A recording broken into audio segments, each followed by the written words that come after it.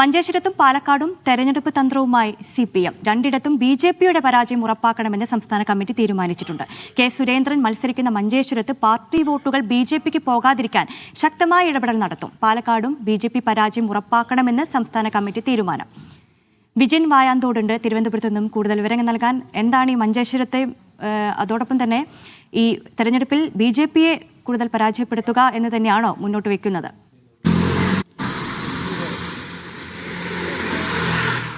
ഞാനു തീർച്ചയായും അതായത് മഞ്ചേശ്വരത്തും പാലക്കാടും രണ്ടിടത്തും CPM മൂന്നാം സ്ഥാനത്താണ് നിലവിൽ എത്തിയിട്ടുള്ളത്. അതുകൊണ്ട് തന്നെ അവിടെ BJPക്ക് സഹായകരമാകുന്ന ഒരു നിലപാടിലേക്ക് പോകരുത്, അത്തരം സ്ഥാനാർത്ഥികളെ വെക്കേണ്ടതില്ല എന്നൊരു തീരുമാനത്തിലേക്കാണ് ഇന്നലെ അവസാനിച്ച CPMന്റെ സംസ്ഥാന കമ്മിറ്റി യോഗം തീരുമാനമെടുത്തിട്ടുള്ളത്. എന്തായാലും ഈ വിഷയത്തിൽ ഒരു പൊതുസ്വതന്ത്രനായ പൊതുസമ്മതനായ ഒരു സ്ഥാനാർത്ഥിയെ കണ്ടെത്തുക എന്നുള്ളതാണ് നിലവിൽ CPM ആലോചിക്കുന്നത് എന്നുള്ളതാണ് വ്യക്തമാകുന്നത്. കാരണം ഇനി ഒരിക്കൽ കൂടി BJPക്ക് കേരളത്തിൽ അക്കൗണ്ട് തുറക്കാനുള്ള ഒരു അവസരം ഉണ്ടാക്കരുത്. നേരത്തെ നേമത്തവർ അക്കൗണ്ട് തുറന്നെങ്കിലും പിന്നീട് കഴിഞ്ഞ തവണ VC പെൺകുട്ടിയിലൂടെ അത് പൂട്ടിക്കാൻ കഴിഞ്ഞിരുന്നു.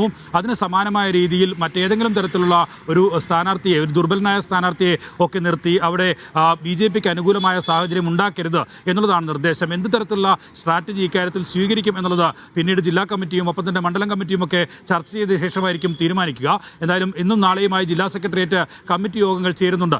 അതിൽ ആരെ സ്ഥാനാർത്ഥിയാക്കണം, ഏത് തരത്തിലുള്ള നീക്കം അവിടെ നടത്തണം, BJPക്കെതിരായി നടത്തണം എന്നുള്ളൊരു തീരുമാനത്തിലേക്ക് CPM എത്തുമെന്നാണ് മനസ്സിലാക്കുന്നത്. എന്തായാലും P സൈരിൻ്റെ നിലവിൽ പാലക്കാട് മണ്ഡലത്തിൽ തീരുമാനിച്ചിട്ടില്ല, ജില്ലാ കമ്മിറ്റിയും തീരുമാനിച്ചിട്ടില്ല. ഇന്നലെ കഴിഞ്ഞ സംസ്ഥാന കമ്മിറ്റി യോഗത്തിലും P സൈരിൻ്റെ പേര് വന്നിട്ടില്ല. പകരം ഒരു മുസ്ലിം സ്ഥാനാർത്ഥിയെ പാലക്കാടേക്ക് എത്തിക്കുക എന്നുള്ളതാണ്. അതിന് പ്രധാനമായും CPM ഇപ്പോൾ ആലോചിക്കുന്നത്. കഴിഞ്ഞ തദ്ദേശ തെരഞ്ഞെടുപ്പിൻ്റെ കണക്കെടുത്താൽ പാലക്കാട് നിയോജക മണ്ഡലത്തിൽ അവിടെ CPMന് രണ്ടാം സ്ഥാനത്തേക്ക്, LDFന് രണ്ടാം സ്ഥാനത്തേക്ക് എത്താൻ കഴിഞ്ഞിട്ടുണ്ട്. കഴിഞ്ഞ നിയമസഭാ ഉപതെരഞ്ഞെടുപ്പിൽ മൂന്നാം സ്ഥാനത്തായിരുന്നു CPM എത്തിയത്. അതുകൊണ്ട് തന്നെ അങ്ങനെ രണ്ടാം സ്ഥാനം പോലും എത്താൻ സാധിച്ച ഒരു സാഹചര്യത്തിൽ അവിടെ മുസ്ലിം വോട്ടുകൾ കൂടുതലായി LDFന് അനുകൂലമായി ലഭിച്ചിട്ടുണ്ട്. അങ്ങനെ ഒരു മുസ്ലിം സ്വതന്ത്ര സ്ഥാനാർത്ഥിയിലേക്ക് CPM ആലോചന നീക്കുന്നു എന്നുള്ളതാണ് നിലവിൽ മനസ്സിലാക്കാൻ കഴിയുന്നത്. ജയിച്ചു വരാൻ കഴിയും എന്നുള്ള പ്രതീക്ഷ, അങ്ങനെ ഒരു സ്ഥാനാർത്ഥിയെ നിർത്തിയാൽ ജയിക്കാനുള്ള സാധ്യതയുണ്ട് എന്നുള്ളതാണ് CPM വിലയിരുത്തൽ. അതുകൊണ്ട് തന്നെ ഇക്കാര്യത്തിൽ സരിനെ സ്ഥാനാർത്ഥിയാക്കണോ, മറ്റേതെങ്കിലും പൊതുസമ്മതനായ ഒരു ആളെ സ്ഥാനാർത്ഥിയാക്കണോ എന്ന കാര്യത്തിലാണ് ഇപ്പോൾ ചർച്ച നടക്കുന്നത്. എന്തായാലും BJPയെ മാറ്റി നിർത്തുക എന്നുള്ള